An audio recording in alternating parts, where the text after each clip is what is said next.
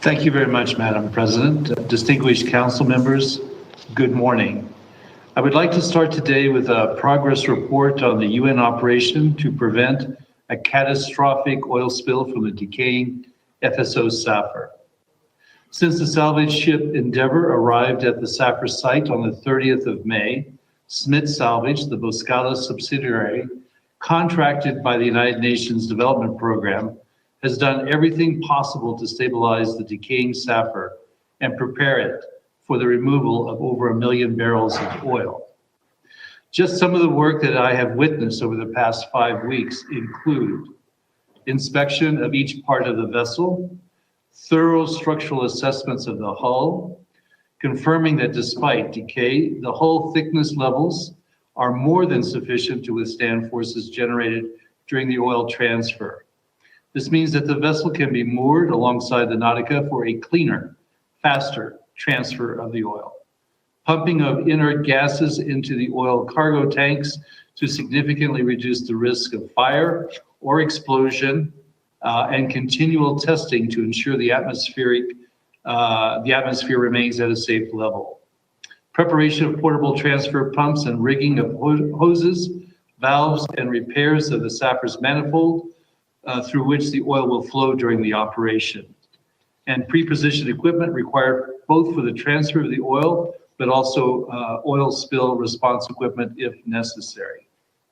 SMIT has certified to UNDP that the oil transfer can proceed with a level of risk within an acceptable range. Thus, the Safer is fully stabilized for the ship-to-ship transfer of the oil. The upcoming oil transfer still presents even a residual risk, but the United Nations and its partners have put in place a crisis management team based in Hodeidah and assembled in the expertise and equipment required to respond if there is an incident.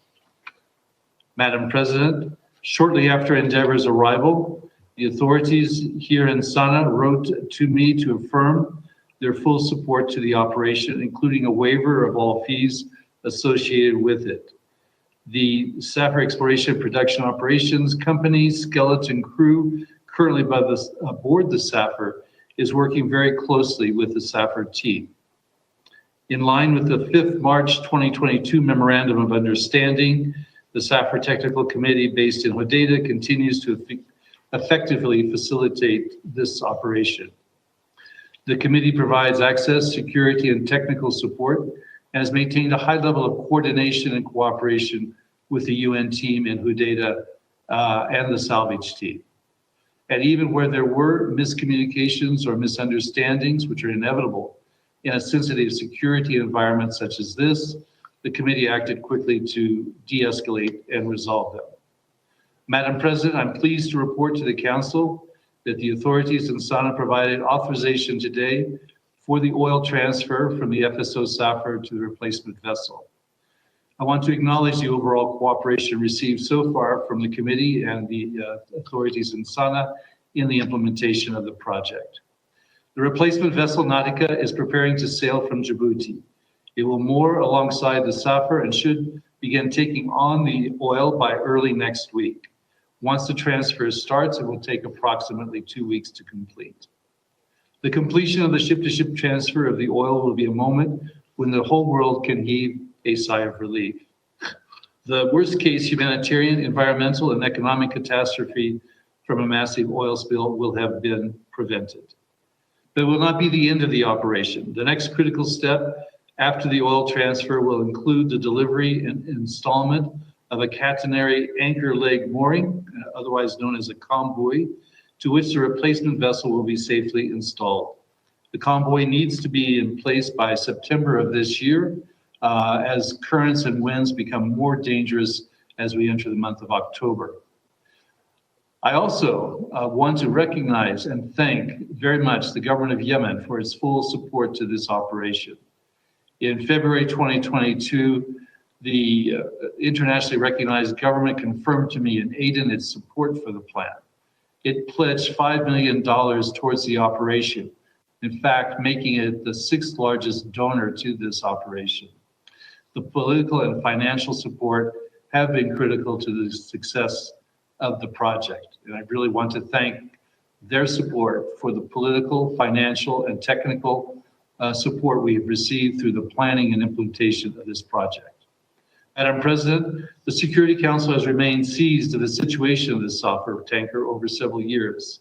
The attention and unity of the Council on this issue has helped propel us to where we are today.